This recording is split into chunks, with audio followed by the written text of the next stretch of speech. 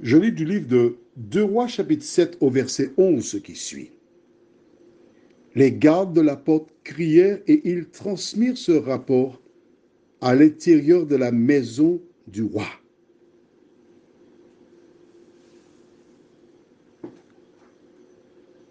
Notre thème, c'est les cris. Il faisait nuit. Prions. Notre Seigneur, notre Dieu, en entendant le rapport des lépreux, les gardes avaient le choix. En écoutant les WhatsApp, nous aussi, nous avons le choix. Aide-nous, Seigneur, à faire le bon choix. Nous t'en prions au nom de Jésus et pour ta gloire éternelle. Amen.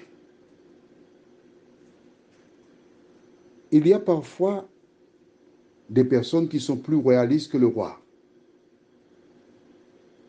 Il y a donc ces gardes qui voient 4 lépreux, qui transmettent un rapport. Ces derniers n'hésitent pas, promptement ils crient pour transmettre le même rapport. Pourquoi le font-ils? Dis-moi. Nous sommes bien en présence de 4 lépreux. Pourtant, quand ces derniers entendent le rapport, ils ne tardent pas, ils le transmettent. Dis-moi pourquoi. Ils pourraient dire, mais non, ce sont des lépreux qui sont là, ce sont des blagues ou bien un piège. C'est même pas la peine de dire ça au roi ni aux gardes. Non, non, non, on ne va pas faire ça. Ils ne le font pas. Pourquoi? Parce qu'au chapitre 7, je lis le verset 1er. Élisée dit, écoutez la parole de l'Éternel. Ainsi parle l'Éternel, demain à 7 heures, on aura une mesure de fleur de farine pour un cycle et 2 mesures d'orge pour un cycle à la porte de Samarie.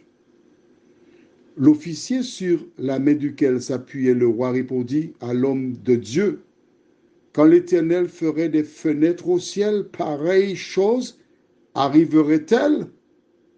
Et Élisée dit, tu le verras de tes yeux, mais tu n'en mangeras point. Pourquoi? Parce qu'il a douté.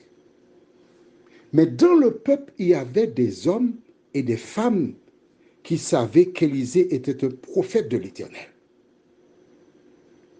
Ces personnes commencèrent à raconter autour d'elle,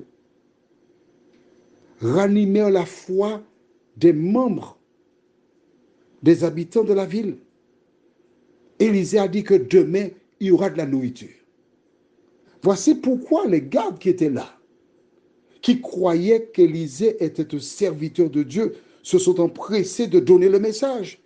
Parce qu'Élisée avait dit, et comme par hasard, il se trouve que ce qu'il a dit s'est réalisé en s'appuyant sur les propos des 4 mendiants. Voilà pourquoi ils l'ont fait. Parce qu'ils croyaient. Ils n'avaient pas de preuves tangibles, mais ils croyaient. C'est un premier pas. Est-ce que les autres qui recevront le message croiront? Que feront-ils du message? Mais avant de penser aux autres, de ce temps-là, parle-moi de toi. Toi qui reçois les WhatsApp, qu'en penses-tu? Que fais-tu du message que tu entends? C'est la vérité ou c'est l'erreur? Si c'est la vérité, que fais-tu de la vérité? Prions.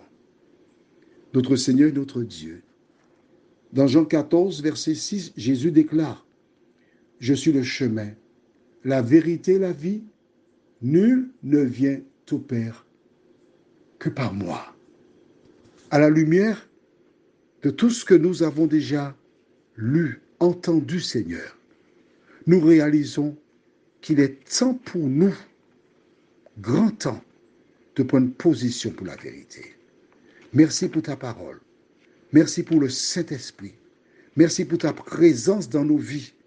Et aide-nous chaque jour, ô Dieu, à saisir les balles que tu nous envoies, à accepter ta parole dans nos vies, nous t'en prions, au nom de Jésus et pour ta gloire éternelle.